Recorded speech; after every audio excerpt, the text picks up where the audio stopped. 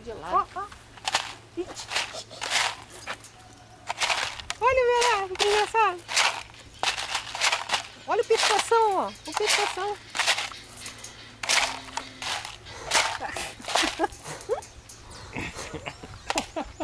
Ó, esse aqui ainda tá esperando.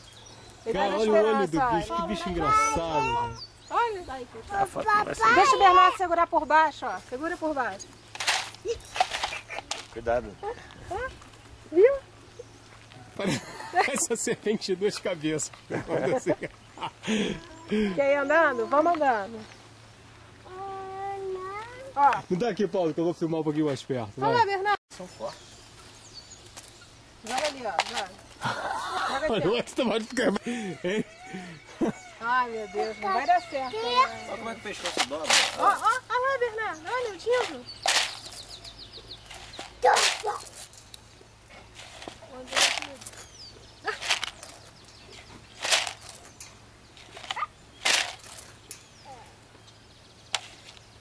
Tadinho do outro, André. Você só tá dando pra um, Júlia. Então, a baba caiu no meu lado dele. Juro por Deus. Olha, o papai vai dar, Bernardo. Olha. Ih, olha.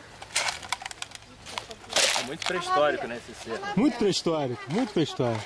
Impressionante. Ele quer dar pro pombo, Olha mano. lá, não tem nada. Dá? Lá pro pombo. Abre a boca. Vamos procurar um outro pombo. Vai lá, tem outro lá, ó. Vamos lá ver. Pegar outro. O nariz são dois buracos. Legal, Bernardo, olha. Já viu? É, Reparou que o nariz são dois buracos? Ali, né? é mesmo. Demais. Olha a estrutura da perna. Isso é uma perna, André. Olha só, é um ser pré-histórico total. É impressionante.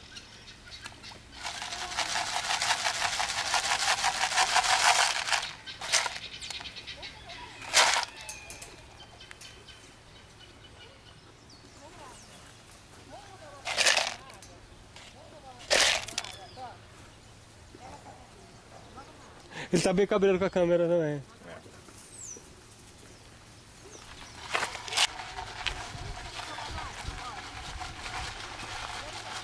É muito pré-histórico.